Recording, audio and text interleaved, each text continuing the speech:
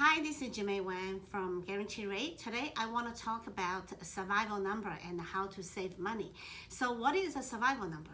Survival number means whether you work or not, whether you have a job or not, you must spend this expense. For example, your rent, your mortgage payment, your car payment, your telephone payment, internet payment, your grocery, gas, so any like utilities, right? Any of the numbers that occurs every month, that is called, when you add them up, it's called a survival number. Everybody's survival number is different. So some people are maybe $1,000, some people could be 2,000, some people could be 3,000.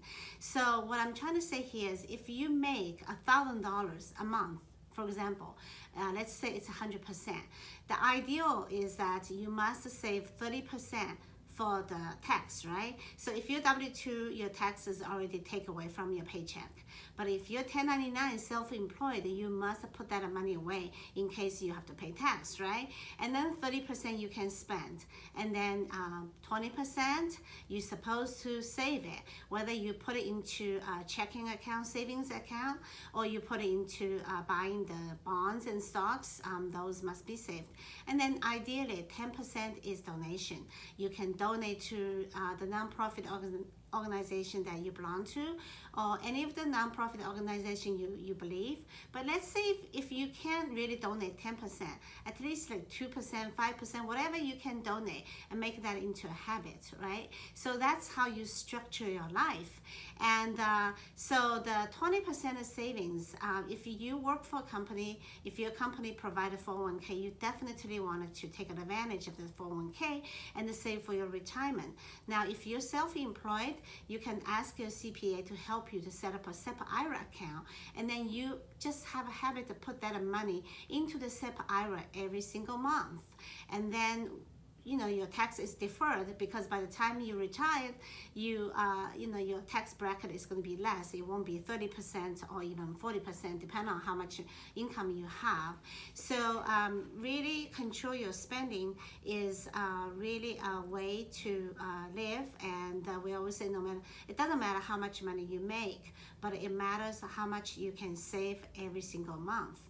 So the ideal way is if you save like 3 to 6 months of your survival number. So let's say your survival number is $1,000 a month, then you must have 3,000 or 6,000 in the savings account. That money cannot be touched. In case something happens, then you will have money to live for a while until you locate another job or do something else. And so that is must.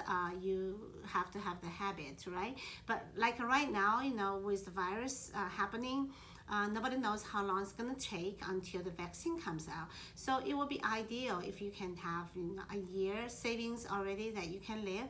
In case you lose job, you don't have to be stuck, like end up on the street or be kicked out of your apartment and stuff like that, right? So, or maybe some people will lose the house because they can't afford the mortgage, right? So, it's really a way to live, to always think about a rainy day.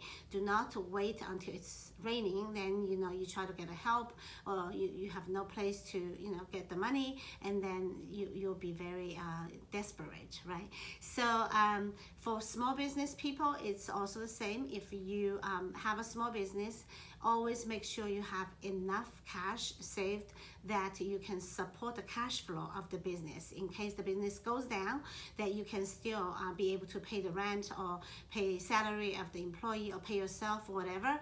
So saving is a good habit.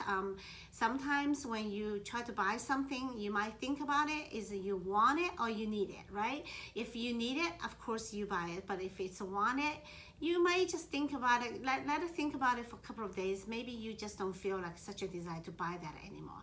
Anyway, I just want to share some of my own tips with you. My number is 702-876-8678.